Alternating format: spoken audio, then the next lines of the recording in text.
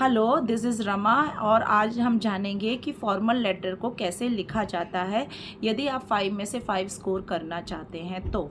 सबसे पहले हम पॉइंट्स बनाएंगे कि किन किन पॉइंट्स को आपको याद रखना है और उसे हम नंबर दे देंगे रिवाइज करने के लिए।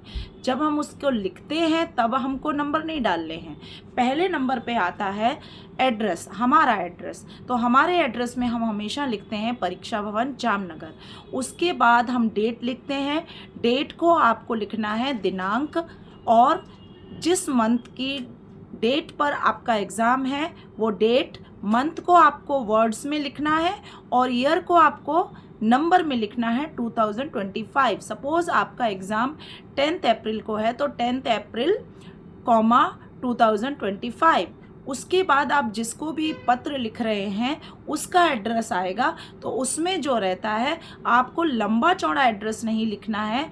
आपको लिखना है जिस व्यक्ति को यदि आप पत्र लिख रहे हैं, प्रिंसिपल को लिख रहे हैं, एडिटर को लिख रहे हैं, कमिश्नर को लिख रहे हैं, हम यहाँ फॉर्मल लेटर्स की बात कर रहे हैं, तो जितने भी ऑफिशियल लेटर होते हैं, बिजनेस लेटर होते हैं, उस पर्सन को हम लिख रहे हैं उसकी पोस्ट आएगी। सपोज़ मैं कमिश्नर को लिख रही हूँ तो मैं लिखूँगी कमिश्नर और उनका पता।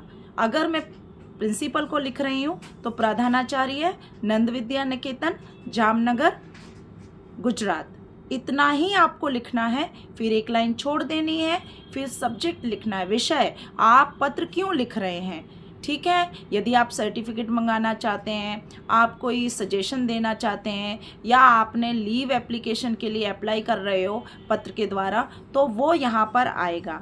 यहाँ पर यदि आप कुछ सजेशन देना चाहते हैं प्रधानाचार्य को, तो आप लिख सकते हैं कि खेल उत्सव मनाने हेतु प्रार्थना पत्र।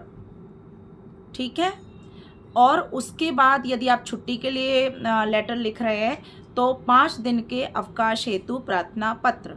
उसके बाद आप एक लाइन छोड़ देंगे और आप उनको एड्रेस करेंगे महोदय, और आपका कंटेंट जो है, विषय वस्तु जिसे कहते हैं, उसको कंटिन्यू करेंगे। उसमें आप लिखेंगे, आप अपने आप को इंट्रोड्यूस करेंगे क्योंकि आप स्टूडेंट हैं। मैं नंद विद्या निकेतन का छात्र सविनय निवेदन करता हूं कि कुछ दिनों से मैं बीमार हूं और आपसे ये प्रार्थना करना चाहता हूं कि मुझे ये डेट से लेके ये डेट तक अवकाश देने की कृपा करें, धन्यवाद। और उसके बाद आप जो है, आप प्रधानाचार्य के क्या हुए वो आपको लिखना है। तो आप लिखेंगे धन्यवाद के बाद आपका आज्ञाकारी छात्र क ख ग, कक्षा 10वीं। इतना ही आपको लिखना है। लंबा चौड़ा पॉइंट्स आपको नहीं लिखने हैं। अगर आप एक पेज का जो वर्ड लिमिट रहता है पत्र का, स्टार्टिंग से स्टार्ट कीजिए और एंड एक ही पेज पे समाप्त कर दीजिए और सारे पॉइंट इंक्लूड कीजिए। ज़्यादा से ज़्यादा आप एक पेज पूरा यूज़ करने के बाद दूसरा पेज भी यूज़ कर सकते हैं। तो हमने यहाँ पर देखा, सबसे पहले आपको अपना पता लिखना है, उसके बाद आपको डेट लिखनी है, उसके बाद आप जिसको पत्र लिख रहे हैं उसका पोस्ट लिखना है, उनका पता लिखना है, फिर आपको विषय लिखना है, फिर आपको कंटेंट लिखना है, और फिर आपको एंडिंग करनी है।